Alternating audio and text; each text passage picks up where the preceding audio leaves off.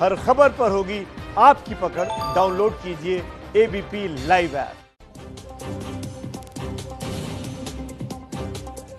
आप देख रहे हैं एबीपी न्यूज, साथ आपके मैं हूं कुमकुम बिनवाल। इस बीच एक बड़ी और दुखद खबर आ रही है। गुजरात के पूर्व मुख्यमंत्री केशुभाई पटेल का निधन हो गया है। उन्होंने 2 बार गुजरात में मुख्यमंत्री पदभार संभाला था।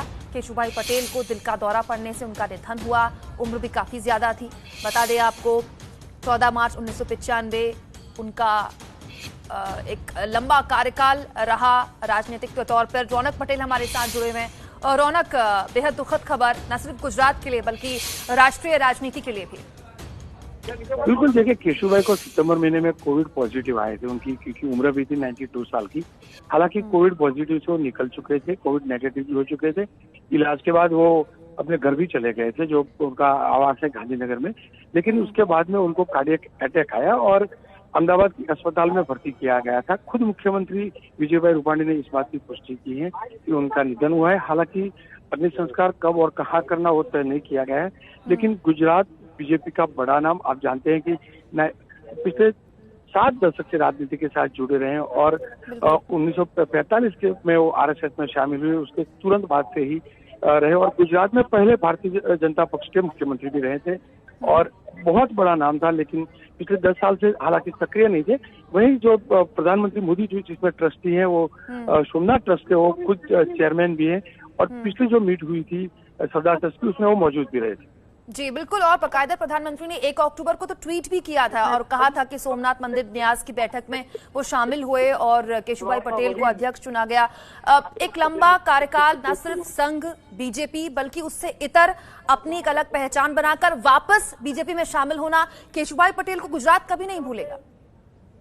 देखिए, स्वाभाविक तौर पे ही लंबा राजकीय कारकिर्दी रहा और जिस प्रकार से वो थे और जिस प्रकार के उनका कार्यकाल था, जिस प्रकार की जो सरकार चल रही, हालांकि एक बार जरूर शंकर जी वाघेला उनकी सरकार को गिराया था और पहली बार भी गुजरात में बीजेपी स्प्लिट हुई थी।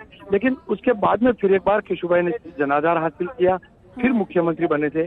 भारतीय जनता पक्ष का बड़ा नाम था और जब नरेंद्र भाई शुरुआती स्टेज में थे तो नरेंद्र भाई के 4 साथी हुआ करते थे। नरेंद्र भाई, केशुभाई, शंकर जी, उसमें से एक ही थे और यानी कि नरेंद्र भाई के करीबी साथी रहे शुरुआती दौर से।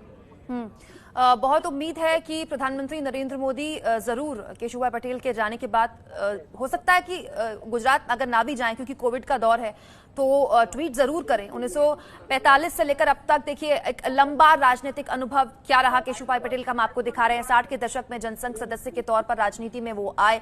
जनसंघ से अब तक पार्टी के लिए, संगठन के लिए, सरकार के लिए एक बड़ा योगदान उनका रहा। 1977 में पहली बार राजकोट से सांसद बने। केशुभाई पटेल गुजरात के 2 बार मुख्यमंत्री रहे।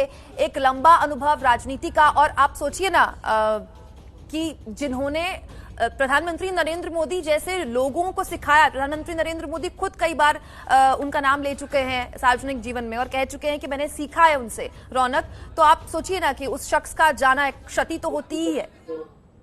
देखिए, केशुभाई पटेल को लोग गुजरात में केशुभाई पटेल के नाम से नहीं जानते थे, लोग केशु बापा के नाम से जानते। और बापा का मतलब ये होता है कि पिता तुल्य होता है। यानी कि गुजरात की राजनीति में उनका वो स्थान था। शायद ही कोई गुजरात में एक दिग्गज नेता के साथ साथ एक वात्सल्य की मूर्ति भी माने जाते थे। यही वजह रही कि उनको बापा के तौर पे माना जाए। पटेल कम्युनिटी से थे लेकिन हर कम्युनिटी उनको प्यार करती थी। लंबा उनका कार्यकाल रहा। हालांकि जरूर प्लस माइनस होता रहा राजनीति में, जिस प्रकार से स्प्लिट हुआ था, लेकिन हर हमें नरेंद्र भाई के करीबी रहे वो। एबीपी न्यूज आपको रखे आगे।